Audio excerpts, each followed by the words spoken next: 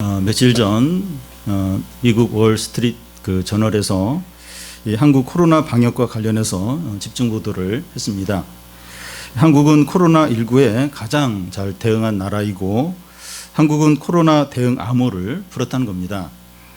한국이 전 세계 부유한 나라 가운데서 코로나 확산을 가장 잘 막아냈다는 겁니다.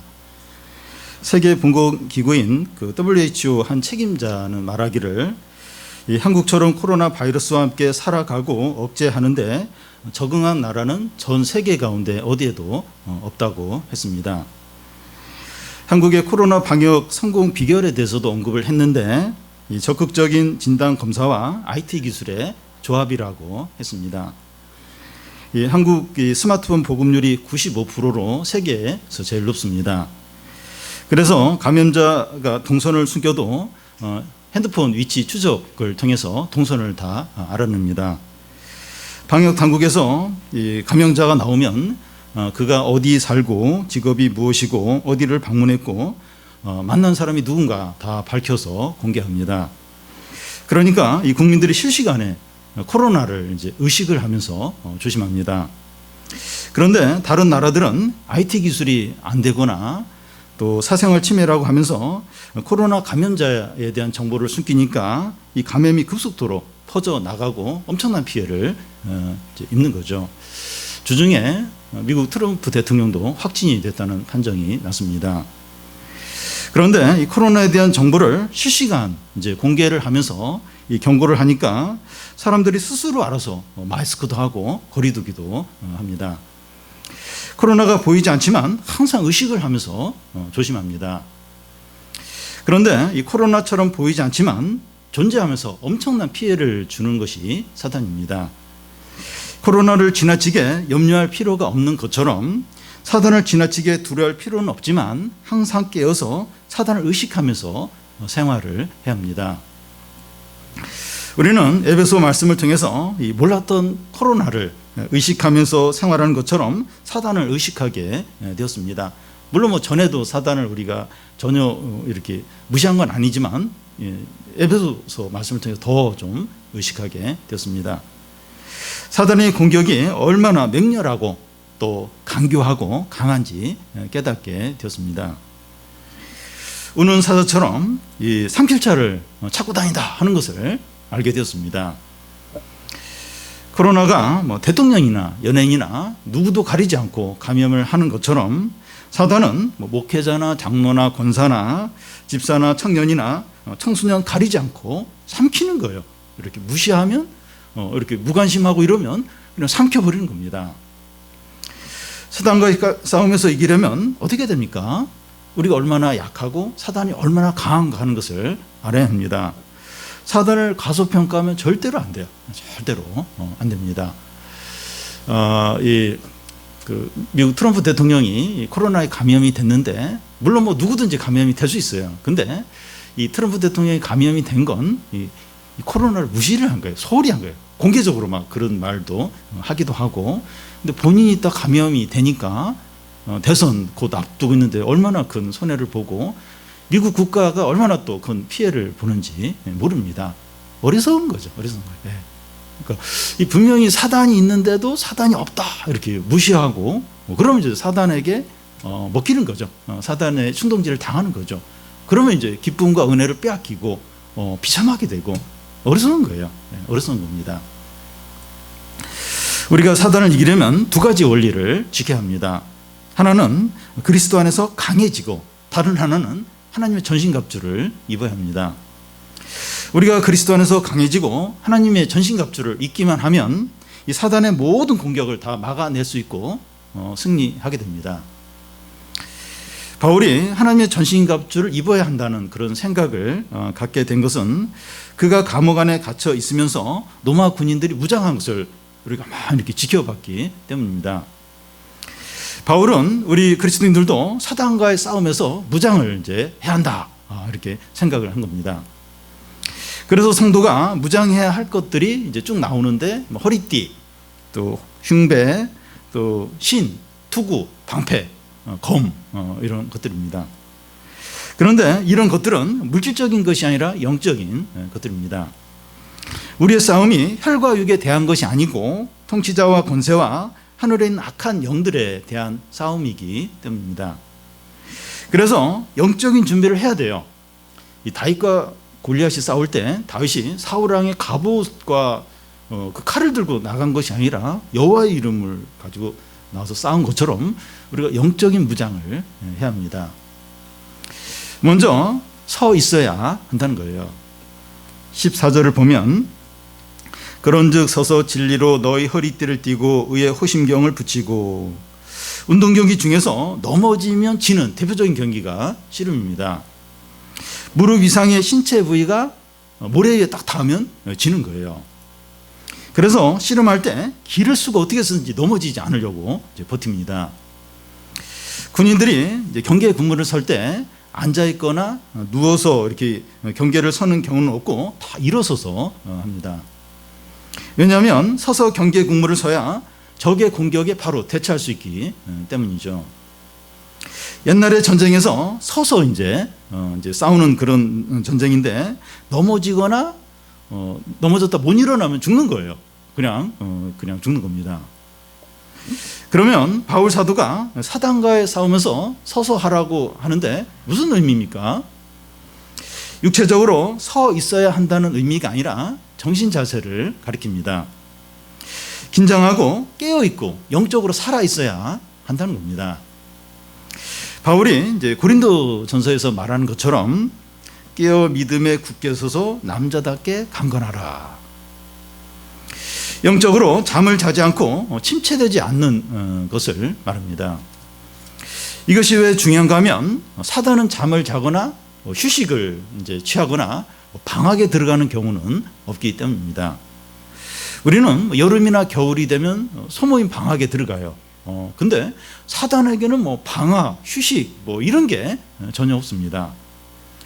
우리가 영적으로 무감각해지고 다운되어 있으면 사단의 공격을 언제든지 받고 무너질 수 있다는 겁니다.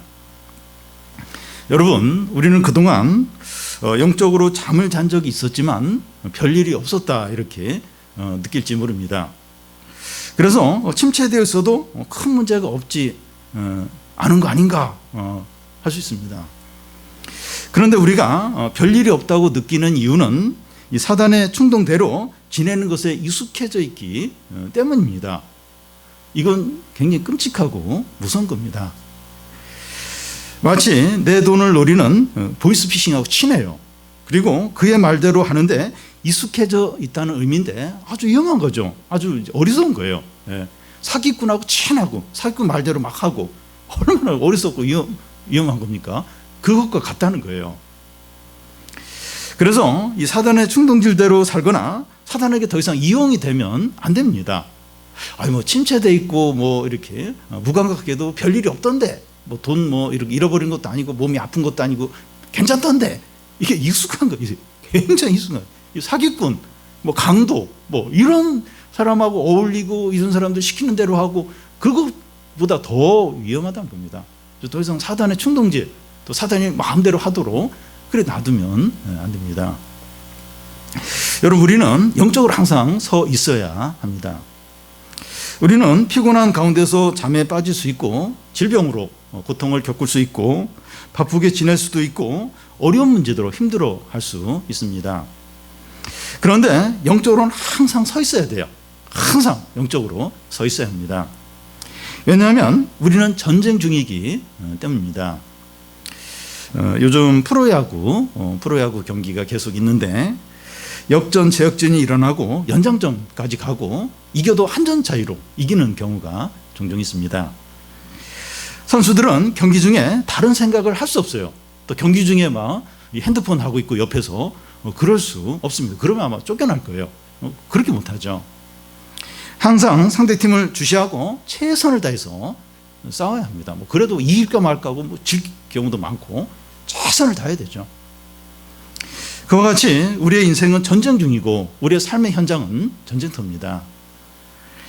우리는 이 운동선수들이 경기를 하는 자세로 신앙생활을 해야 됩니다. 저는 그 야구 경기를 가끔씩 잠시 이렇게 보고 그럴 때 그거 이렇게 투수하고 타자가 이렇게 이렇게 막 이렇게 그게 느껴져요. 긴장감들. 신앙생활도 저렇게 해야 될 텐데 이런 생각을 종종 합니다. 휴식을 할 때나 집안일을 할 때나 직장에서 일을 할 때나 공부를 할 때나 어떤 문제로 고민을 할 때나 항상 영적으로 서 있어야 합니다. 다시 말해서 깨어 있어야 돼요. 언제나 깨어 있어야 됩니다. 많은 훌륭한 성도들이 큰 어려움과 영적 싸움에서 이기고 난 후에 안정되고 편안할 때 실족하고 넘어지는 경우가 많습니다. 연휴를 보내거나 혼자 지방에 출장을 가거나 가족들이 다 어디 가고 혼자 집에 있을 때 제 유혹에 빠지는 경우가 있습니다. 방심하고 있는 사이에 아주 작은 문제로 넘어지는 거예요. 전혀 이렇게 그럴 생각이 없었는데 그냥 넘어져 버리는 겁니다. 선줄로 생각하는 자는 넘어질까 조심하라. 믿는 자들이 넘어지는 주된 이유는 자기가 선줄로 확신하기 때문입니다. 자기 자신을 믿거나 과거의 경험을 의지하거나 안정적인 삶을 바라보거나 사람들의 인정받는 것을 의지하면서 선줄로 확신하는 거예요. 나는 지금 잘하고 있다. 내 믿음은 괜찮다. 나는 뭐 이렇게 죄에 빠지지 않는다. 이런 확신을 갖는 거예요. 많은 신자들이 눈에 보이는 것으로 자기가 선줄로 확신을 하기 때문에 넘어집니다. 예를 들면 베드로는 자기는 결심하면 반드시 지킨다는 거예요. 그래서 자기를 의지를 했어요. 자기를 확신을. 그러고 나서 예수님을 3번 부인을 했고, 다윗은 전쟁을 나갈 때마다 하나님께서 큰 승리를 주셨어요. 그러다가 자기 도취에 빠져 있었죠. 그러다가 이제 간음하는 죄를 범죄를 했습니다. 밧세바와 범죄하기 전에 하나님이 다윗이 어디를 가든 승리를 주십니다. 그러니까 뭐 자기 도취에 빠져 있다가 이제 간음을 이제 하게 되었고, 삼손은 이 성령의 큰 능력이 자기에게 있으니까 죄 짓는 걸 두려워하지 않는 거예요. 나에게는 엄청난 하나님의 능력이 있다. 그러다가 이제 유혹에 넘어졌습니다. 그래서 우리는 빙판을 걸어가고 있다는 걸 항상 생각을 해요. 지금 이 빙판을 까불면 넘어지다. 겨울철에 그 눈이 이렇게 사람들이 밟고 지나가서 미끈미끈해서 이렇게 미끄러운 그 길을 걸어가는 것처럼 조심해서 살아야 됩니다. 교만하고 자랑하면 반드시 넘어져요. 빙판에서 까불면 넘어집니다. 조심해야 돼요. 이게 등반할 때 암벽 등반하고 이럴 때 조심해야 돼요. 이 자연 앞에서는 조심해야 돼요. 까불면 그냥 중상을 입든지 아주 위험합니다. 교만하면 넘어져요. 반드시 넘어집니다. 이 교만은 패망의 선봉이라고 했습니다. 여러분, 성도들에게 가장 중요한 것은 큰 일을 하지 못하더라도, 사람들에게 인정을 받지 못하더라도, 돈을 많이 벌지 못하더라도 넘어지지 않고 잘 걸어가는 겁니다. 목회자인 저는 교회가 크게 성장하지 못하고 또 설교를 잘 못하더라도 넘어지지 않고 끝까지 믿음으로 성실하게 가는 것이 제일 중요하다, 이런 생각을 합니다. 우리 모두의 삶도 동일합니다. 하나님과 동행하고 하나님과 마음을 같이 하는 것이 얼마나 귀한지 모릅니다. 에녹은 하나님과 동행하는 삶을 살았는데 하나님이 그를 너무 기뻐하셔서 죽음을 보지 않고 그냥 하늘로 그냥 데려가 버렸습니다. 영적으로 서서 믿음으로 사는 게 최고입니다. 하나님과 동행하는 것보다 하나님을 더 기쁘게 하는 게 없습니다. 주와 같이 길 가는 거 기쁜 일이 아닌가. 한 걸음 한 걸음 주와 함께 걷는 거죠. 주님과 보조를 맞추어 걷는 것이 쉽지 않아요. 쉽지 않지만 이게 가장 보탬, 이게 가장 귀한 겁니다. 다른 거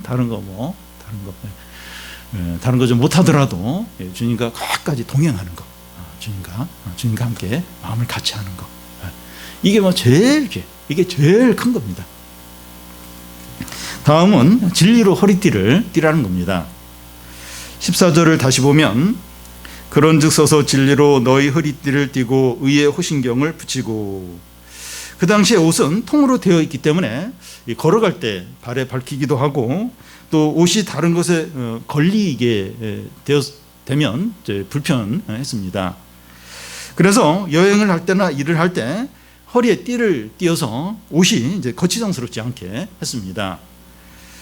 제가 이제 초등학교 다닐 때만 해도 추리닝을 많이 입었는데 추리닝 바지의 허리가 다 고무줄로 되어 있습니다. 그런데 이제 운동을 하다 보면 고무줄이 끊어질 때가 있고 또 고무줄이 느슨해져서 이렇게 바지가 이제 내려오려고 할 때가 있습니다. 그럴 때 운동을 하고 싶고 또 바지는 내려가려고 하니까 한 손으로 이제 이렇게 바지 허리를 잡고서 이제 축구를 하는 거예요. 한 손으로 바지를 잡고 축구를 하면 제대로 축구가 되겠습니까? 그 당시 로마 군인들이 이제 허리띠를 하는 것이 필요했습니다. 군인들은 전쟁을 하는 자인데 전쟁을 하다가 옷이 이제 발에 밟히든지 오래 걸리면 생명을 잃을 수 있는 거죠. 로마 군인들이 무장을 하는데 허리띠를 하는 것은 모든 무장 가운데 가장 먼저 해야 되는 기본입니다. 허리띠를 해야 다른 무장을 하는 게 의미가 있죠. 허리띠를 하지 않고 걸려 넘어지면 다른 무장이 아무 소용이 없어요. 다 의미가 이제 없게 됩니다. 바울은 사단과의 싸움에서 성도들이 허리띠를 해야 된다 이렇게 하는데 이것이 무슨 의미입니까? 진짜 허리띠를 했냐 안 했냐 하는 의미가 아니라 영적인 의미죠.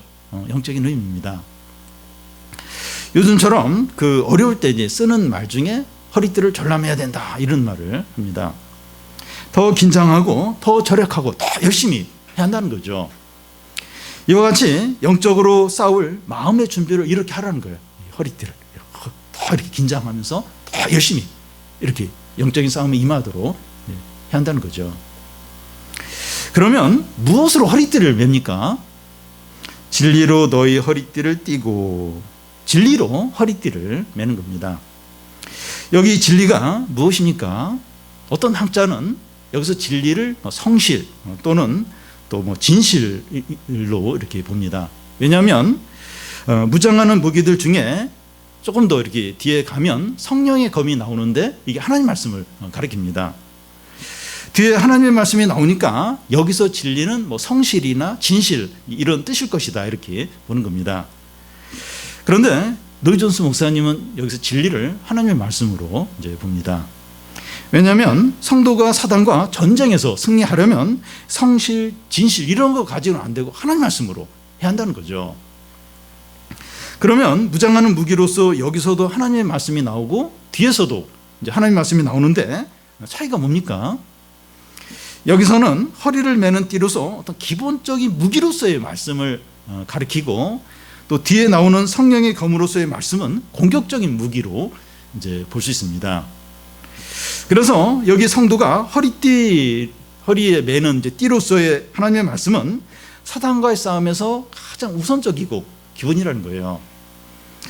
로마 군인이 이제 허리에 띠를 매지 않고서는 무장할 수도 없고 전쟁을 할 수도 없는 것과 같다는 거예요. 성도에게 하나님의 말씀이 그와 같다는 거예요. 이게 기본이고 제일 우선 해야 될 게 성도에게 하나님의 말씀이다 하는 겁니다. 여러분, 믿는 자가 이 말씀을 듣지 않고 읽지 않고 말씀을 읽지 않으면 로마 군인이 허리띠를 풀고 전쟁을 하는 것과 같습니다. 그런 상태에서 다른 열심을 아무리 내도 아무 의미가 없다는 거예요. 로마 군인이 허리띠를 안 해서 옷이 헐렁해요. 그러고 나서 막 이렇게 싸우려고 하는데 그 옷이 발에 밟히거나 어디 걸려서 넘어지고 이러면 아무리 열심히 싸우려고 하는 게 아무 의미가 없게 되죠.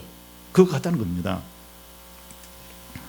사단과의 싸움에서 절대로 이길 수 없다는 거예요. 이게 이 말씀으로 허리띠를 말씀으로 무장하지 않으면 사단과의 싸움을 절대로 못 이긴다는 겁니다.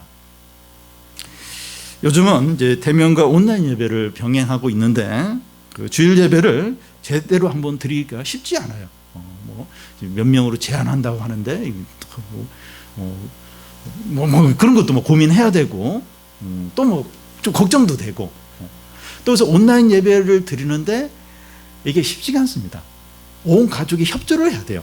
한 사람이 안 드린다거나 또 이렇게 졸다가 이렇게 예배를 드리다가 졸거나 이러면 또 왜 그렇게 예배를 드리냐고 이러면 또 예배드리고 감정이 상하기도 하고 또 화가 나서 방 안으로 들어가 보기도 하고 그러니까 이 온라인 예배를 온전히 드리는 게 얼마나 힘든지 모릅니다.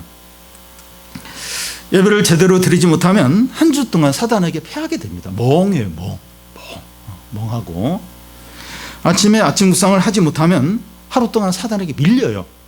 계속 밀립니다. 노마 군인이 허리띠를 풀고 한 주 동안 또는 하루 동안 전쟁을 하는 것과 같기 때문입니다. 하나님의 말씀은 성도에게 기본이에요. 기본입니다. 말씀으로 무장하지 않으면 아무것도 할 수가 없어요. 이 말씀. 아무리 다른 걸 열심히 해도 이 말씀으로 무장하지 않으면 아무것도 할 수가 없습니다. 그런데 우리는 이 말씀은 매번 듣는 것이고 다 안다고 할지 모릅니다. 말씀보다는 다른 것이 더 필요하다 이렇게 할지 몰라요. 우리에게 사단과의 영적인 전쟁이 없다면 얼마든지 그럴 수 있어요. 이 사단이 없다, 이 사단과 어떤 싸움이 없다. 그러면 말씀 그냥 좀 적당히 해도 될지 모릅니다. 그런데 우리의 영적인 상황은 얼마나 위급하고 심각한지 모릅니다. 얼마나. 그러니까 이번에 코로나 이제 추석 방역을 이렇게 이제 하면서 이 코로나와 전쟁이다 이런 표현까지 썼는데 그러니까 이 사단과 이건 더 심각한 전쟁이 얼마나 심각한지 모릅니다. 말씀으로 깨어서 잘 준비하지 않으면 사단에게 패할 수밖에 없어요. 코로나에 걸리지 않을 수 없는 것처럼 이 사단에게 패할 수밖에 없습니다. 그리고 말씀을 잘 알고 있고 말씀을 가르쳤다 해도 안전하지 않습니다. 많은 목회자들이 넘어지는 이유는 말씀을 잘 알고 가르쳤다는 것을 의지하기 때문입니다. 유명한 목사님이 넘어져요. 도덕적으로 넘어집니다. 충격을 받아요. 아니 저렇게 그 말씀을 잘 가르치는 목사님이 어떻게 저럴 수 있는가? 그걸 의지하는 거예요. 나는 말씀을 잘 알고 유명하고 말씀을 잘 전하고 그걸 의지하기 때문에 넘어지는 겁니다. 저도 설교를 잘하고 나서 그것이 마치 제 신앙인 것처럼 착각할 때가 있어요. 말씀을 잘 전하고 교인들이 은혜 받고 그게 마치 내 신앙인 것처럼 내 믿음인 것처럼 착각을 해요. 그건 아니에요. 그냥 하나님이 저를 통해서 하나님 말씀을 전한 거죠. 그게 제 믿음도 아니고 제 신앙도 아닌 거죠. 말씀을 적용하지 않고 말씀대로 살지 않으면 아무 소용이 없어요. 성경을 혹 100번 읽고 너무 말씀을 잘 가르치고 사람들을 구원하고 그랬다 할지라도 자기가 말씀을 적용하지 않고 말씀대로 살지 않으면 그 사람하고 말씀은 아무 상관이 없어요. 아무 상관이 없다는 겁니다. 우리가 이 말씀으로 그리스도 안에서 강건해져야 돼요. 말씀으로. 실제로 이 말씀을 자기 허리에 매지 않으면 소용이 없어요. 말씀을 허리에 매야 돼요. 허리띠를 매는 것처럼 말씀을 자기 것으로 완전히 삼아야 돼요. 이제 그럴 때 이제 그리스도 안에서 강해지죠. 강해지면서 이제 사단의 모든 그 시험들, 공격들을 이길 수 있는 겁니다. 마지막으로 의의 호신경을 붙이라는 겁니다. 우리 14절 우리 같이 한번 읽겠습니다. 그런즉 서서 진리로 너희 허리띠를 띠고 의의 호신경을 붙이고. 전에 성경에는 의의 호신경 대신에 의의 흉배로 되어 있었습니다. 영화 이제 베너에 보면 베너의 옛 친구이고 노마 그 호민관인 메살라가 휴식을 취할 때는 이제 흉배를 이제 벗어났다가 밖에 나갈 때는 다시 흉배를 붙이는 이런 모습이 나옵니다. 노마 당시 흉배는 굳은 가죽이나 또 쇠나 구리로 만들었습니다. 적과 싸울 때 가슴과 복부를 보호하기 위한 장치입니다. 오늘날에는 이제 방탄조끼가 있는데 총알로부터 이 가슴 부위를 이제 보호하기 위해서입니다. 그러니까 방탄조끼, 흉배에 좀 비슷합니다. 바울 사도는 성도들에게 이제 흉배를 붙이라고 하는데 무슨 의미입니까? 성경에 보면 그 옛날 사람들은 사람의 감정과 기분이 몸의 장기 안에 머문다고 생각했습니다. 예를 들면 그 예레미야는 자신에게 말할 수 없는 고통을 표현하면서 나의 창자여 나의 창자여 하고 외쳤고, 빌립보서 1장에서 바울이 빌립보 성도들에 대한 사랑이 얼마나 큰가 하는 걸 표현하면서 내가 예수 그리스도의 심장으로 너희를 얼마나 사랑하는지 하나님이 내 증인이다, 이렇게 말했습니다. 사람의 심장이 이제 사랑을 표현한다는 건 오늘날도 이제 마찬가지예요. 그래서 사랑을 표현하게 뭐 손으로 이렇게 하게 하고 또 팔로 뭐 이렇게 하기도 하고, 이게 다 이제 이 사랑을 이제 표현, 그러니까 심장은 곧 사랑을 표현한다고 이제 여기는 거죠. 우리는 이제 겁 없는 사람을 볼 때 저 사람 간이 부었다고 그렇게 말합니다. 또 양심도 없고 탐욕적인 사람을 가리킬 때 저 사람은 쓸개도 없다고 말합니다. 저희 아들이 얼마 전에 쓸개를 떼어냈는데 쓸개 없는 사람이 되었습니다. 조금 걱정이 되는데요. 사람이 지나치게 많이 웃고 너무 가벼울 때 허파에 바람이 들었다고 그렇게 표현합니다. 전에 어떤 청년이 허파에 구멍이 나가지고 수술한 적이 있습니다. 옛날이나 오늘이나 사람들은 어떤 감정과 기분을 느낄 때 그것이 몸의 장기에 영향이 있는 것처럼 생각했습니다. 그것이 의학적으로나 심리학적으로 근거가 있느냐 없느냐, 이게 중요한 것이 아니라, 중요한 것은 사도가 의의 흉배를 붙이라고 하는 이유는 이 우리의 감정과 기분을 사단으로부터 잘 지키기 위해서입니다. 사단이 우리의 감정과 기분과 느낌을 이렇게 이용하는 거예요. 충동질 해가지고 이렇게 침체에 빠지든지 죄에 빠지든지 그렇게 하는 거예요. 그래서 의의 호신경을 우리 가슴에 붙여서 이렇게 이 우리의 그 마음과 감정을 사단으로부터 잘 이제 지켜야 한다는 겁니다. 이제 그런 의미에서 우리 성경처럼 의의 호신경이라고 이렇게 호신경 붙이라고 했는데, 이 말이 한자어로 보면 참 이 말이 적절해요.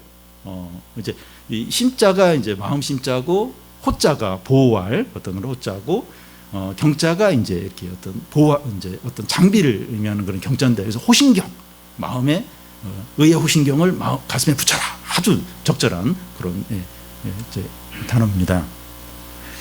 사단과의 싸움에서 마음, 즉 이 감정과 기분을 잘 지키는 게 중요합니다. 왜냐하면 그 사단이 얼마나 우리 감정과 기분을 충동질해서 넘어지게 하는지 모릅니다.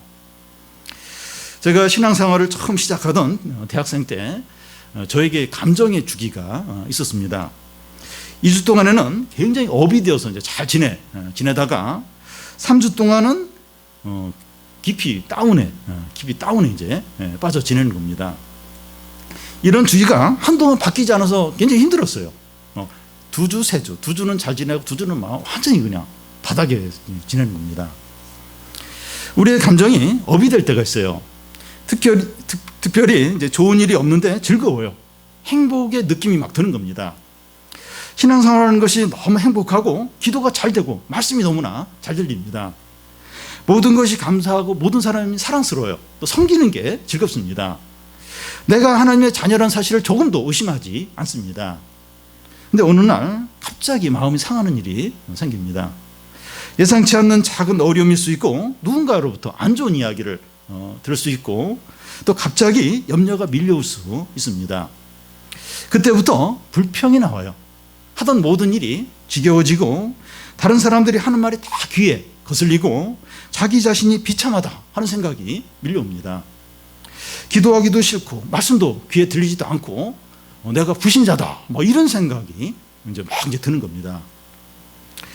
우리는 이 정도는 아니더라도 이런 비슷한 경험을 할 때가 있어요. 이렇게 업이 되어서 잘 지내고 또 다운이 돼가지고 너무 이제 이렇게 우울하게 지내고 이럴 수 있어요. 사단이 우리의 이런 감정과 기분을 이용해서 이 영인의 감정에 사로잡히게 하고 침체에 빠지게 하고 불신앙에 빠지게 합니다. 죄에 빠지게 하는 거예요. 이런 우리의 감정과 충동과 이 느낌을 이용해서 낙심하게 만들고 침체하게 만들고 죄 유혹에 빠지게 만듭니다. 그래서 의의 호신경을 부지라는 거예요. 사단이 더 이상 우리의 감정과 기분을 이용해서 넘어지게 하지 못하도록 보호하라는 겁니다. 여러분, 그 사람은 이성과 논리에 따라서 행동한다기보다는 감정과 충동에 따라서 행동합니다. 지적이고 유명하고 높은 지혜 있는 사람인데 충동에 따라서, 감정에 따라서 행동하는 거예요. 우리도 감정과 충동대로 할 때가 얼마나 많은지 모릅니다. 믿음이 좋은데 말씀대로 하지 않고 충동대로 해요. 우리가 그렇게 할 때가 얼마나 많은지 몰라요. 이게 분명히 말씀도 알아요. 이게 뭐가 옳은지 알아요. 근데 충동대로, 기분대로 해버리는 겁니다. 그냥 그렇게 행동을 할 때가 얼마나 많은지 모릅니다. 그래서 의의 호신경을 붙여야 돼요. 의의 호신경을 이 가슴에 붙여야 됩니다. 우리의 감정을 신뢰하는 것이 아니라 하나님의 말씀을 신뢰하고, 우리의 기분대로 하는 것이 아니라 하나님의 뜻대로 행하고, 우리의 느낌에 빠지는 것이 아니라 하나님의 은혜에 빠지는 겁니다. 의도적으로 기분, 느낌, 감정이 아니라 하나님의 말씀, 하나님의 뜻, 하나님의 은혜, 거기에 따라서 이렇게 해야 합니다. 사단이 우리의 요동하는 감정과 기분을 마음대로 이용하지 못하도록 깨어 있어야 돼요. 항상 깨어 있어야 됩니다. 지금 사단이 지금 이 감정과 충동을 이용해서 지금 막 나를 이렇게 행동하려고 막 그렇게 하는구나. 막 그렇게 하고 싶어요. 막 감동과 충동. 뭐가 옳은지 아는데 옳은 대로, 이 말씀대로 하지 않고 충동과 감정대로 막 그렇게 하려고 해요.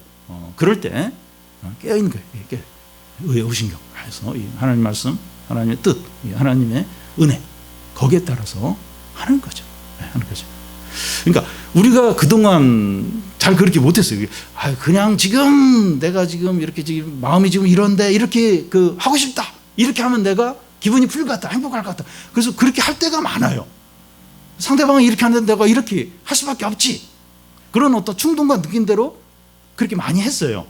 근데 이제 깨어있는 게 의의 호신경을 하는 겁니다. 그래서 말씀과 하나님의 뜻과 하나님의 은혜대로 이렇게 하는 거죠. 그렇게 반응을 하는 겁니다. 또한 사단은 우리의 경험을 통해서 시험에 빠지게 합니다. 우리에게는 좋았던 경험, 또 큰 은혜를 받았던 때, 또 뜨겁게 기도한 때가 있습니다. 신앙생활을 간절하고 열심히 하던 때가 있습니다. 이런 경험들은 잊으면 안 되고 소중한 추억으로 간직해야 되죠. 그런데 사단은 우리가 그때를 의지하게 만들고 그것에 근거해서 살도록 합니다. 무슨 말인가 하면, 사단은 우리가 좋았던 과거를 생각나게 하면서 그때는 그랬는데 지금은 왜 이 모양이야? 지금 나의 신앙은 신앙도 아니고 하나님의 자녀도 아니다. 하나님은 나 같은 자를 받지 않으실 거야. 이런 생각에 사로잡히게 하는 거예요. 그러면서 정죄감을 느끼고 침체에 빠지게 하는 겁니다. 그러니까 과거에 어떤 좋았던 때를 근거해서 지금은 아무것도 아니고 지금 내 신앙도 아니고 그런 어떤 정죄감, 어떤 침체에 빠지게 이제 하는 겁니다. 여러분, 우리가 신앙생활을 하면서 왜 과거의 경험을 의지하면 안 되는가 하면, 현재는 과거처럼 되는 것이 불가능하기 때문입니다. 과거처럼 그럴 수가 없어요. 과거 좋았던 어떤 그런 때, 은혜와 막 부흥과 그런 때가 똑같을 수가 없습니다. 그때는 좋았고 은혜가 넘쳤는데 지금 왜 이럴까? 내가 왜 이럴까? 내 상태가 왜 이럴까? 이제 하는 겁니다. 물론 부흥을 위해서 과거를 생각하면서 그런 부흥이 나도록 기도하는 건 필요해요. 그때의 부흥을 다시 달라고 하면서 막 기도하면서 구하는 건 괜찮습니다. 그런 건 얼마든지 필요합니다. 근데 그런 것이 아니라 과거를 기준으로 현재를 바라보면서 불평을 하는 거예요. 침체에 빠져 있는 거예요. 그때는 그랬는데 왜 지금 나는 이럴까? 왜 우리의 상태는 이럴까? 그러면서 불평을 하고 낙심하고 침체에 빠져 있고 뭐 이제 그런 겁니다. 마치 과거에 부자로 살았고 또 유명했고 또 잘 나가던 사람이 현재는 그렇지 못한 것에 대해서 불평하면서 원망하면서 지내는 것과 같습니다. 그때 과거를 근데 그때 얼마나 돈이 많았고 얼마나 그때 유명했고 얼마나 그때 잘 나갔는가. 근데 지금 뭐야 이러면서 막 불평하고 좌절하고 뭐 되는 대로 막 살고 그런 것과 같은 겁니다. 그와 같이 이 사단이 성도에게 좋았던 과거와 현재를 비교해서 감사와 은혜와 기쁨을 싹 뺏어가는 거예요. 지금도 참 감사한 게 많아요. 지금도 은혜가 있는데 하나도 안 들어오는 거예요. 과거와 그때만 생각하면서 지금은 하나도 감사하지 않아요. 화만 나는 거예요. 침체한다는 거예요. 사단이 그렇게 하는 거예요. 사단이 그렇게 어떤 과거 생각하면서 마음이 상하도록 그렇게 막 하면서 막 그러니까 그런 마음이 들 수는 있어요. 근데 그렇게 들었다가 아니지. 하나님 또 감사한 게 많지. 그래서 하나님께 다시 찾아야 되는데 사단은 그런 마음이 들 때 충동질하는 거예요. 그래, 맞아. 지금은 참 비참해, 그지? 지금은 은혜가 없어. 그래. 그래서 침체되고 그냥 막 살아. 지금 이건 뭐 신앙도 아니야. 더 막 충동질을 한다는 거예요. 거기에 자신을 맡기기가 쉽다는 거예요. 그래서 우리가 감정과 기분과 이 경험을 보호하기 위해서 해야 할 게 뭡니까? 의의 흉배, 곧 의의 호신경을 붙이는 겁니다. 사단이 충동질하고 유혹하지 못하도록 우리 마음에 의의 호신경을 붙이는 거예요. 여기서 의는 이제 하나님과 그리스도로부터 온 의를 말하고 믿음으로 의롭다함을 받은 의를 가리킵니다. 하나님과 예수 그리스도가 하신 일이 의죠. 그게 의입니다. 우리의 감정과 기분대로 하는 것이 아니라 하나님과 예수 그리스도가 우리를 위해서 하신 일을 굳게 붙드는 겁니다. 예수께서 우리 죄를 위해서 십자가에 죽으시고 부활하시고 다시 하늘로 올라가심으로 우리를 의롭게 하신 것을 의지하는 겁니다. 내가 행한 일이 아니라 그리스도께서 나를 위해서 행하신 일을 붙드는 겁니다. 자기 중심적으로 자꾸 감정에 빠지고 그게 아니라 하나님과 예수 그리스도가 나를 위해서 하신 일들, 믿음으로 의롭게 하신 거, 그걸 다 붙드는 거예요. 붙드는 겁니다. 그걸 의지하는 거예요. 그래서 하나님이 나에게 이런 은혜와 사랑을 베푸셨는데 내가 지금 막 이렇게 하면 되겠는가? 또 자기 자신의 실망스러움 보면서 막 이제 이렇게 또 충동과 느낌대로 하려고 할 때 그게 중요한 것이 아니라 하나님이 하신 일이죠. 나를 위해서 예수 그리스도 하신 일이 그게 중요하고 나의 지금 모든 존재는 거기에 달려있다. 그래서 그걸 붙드는 거죠. 그걸 의지하는 거죠. 그게 이제 의의 호신경을 이제 붙이는 겁니다. 우리의 감정이 업이 되거나 다운이 반복이 되면서 하루에도 몇 번씩 변덕을 부릴 수 있습니다. 얼마나 마음이 그런지 몰라요. 따뜻합니다. 이 사춘기 청소년들도 그럴 수 있지만 갱년기 여성들도 그렇습니다. 오히려 막 사춘기보다 더 심한 것 같아요. 감정과 기분에 따라서 은혜와 기쁨이 사라지고 또 염려와 불평이 가득해질 수 있어요. 시간대 분단위로 막 그렇게 바뀔 수도 있습니다. 혹시 우리에게 문제가 있고 허물이 생각나더라도 믿음으로 의롭다 하심을 받은 것을 붙드시기 바랍니다. 의의 후신경을 붙여서 우리의 감정이 아무대로 흘러가지 않도록 막 충동대로 하지 않도록 해야 합니다. 우리가 하나님과 그리스도를 바라보고 말씀을 가까이 할수록 의의 후신경이 우리 마음을 견고하게 보호해서 사단의 모든 충동을 이기게 됩니다. 여러분 마음이 이게 안 잡히면 할 수가 없어요. 그냥 충동대로 되는데 느낌대로 되는데 이게 마음이 안 잡히면 아무리 말씀을 알고 있고 막 이렇게 그렇게 해도 안 돼요. 왜냐하면 그냥 마음이 무너지고 마음이 그냥 막 충동대로 몸이 가는데 어쩔 수가 없죠. 뭐 방법이 없어요. 그냥 하나님을 가까이 하고 말씀을 붙들고 이러면 이 의의 후신경이 더 견고하게 우리 마음을 지키게 되죠. 그러면 이제 사단의 이 공격들, 유혹들을 이기게 되는 겁니다. 우리 모든 성도들이 말씀으로 항상 허리를 메고 매야 돼요. 말씀 아는 것만 부족하고 이 말씀을 적용해야 돼요. 말씀을 붙들어야 돼요. 말씀대로 살아야 돼요. 그러니까 이게 허리띠로 말씀으로 허리를 동이고 의의 호신경을 붙이고 하나님의 의, 하나님 행하신 의 그걸로 이 가슴을 우리 마음과 생각을 지키는 거예요. 그래서 그럴 때 이제 영적으로 견고하게 서게 되죠. 영적으로 딱 견고하게 서서 사단의 모든 시험을 또 공격을 다 이기는 성도들이 되시기를 바랍니다.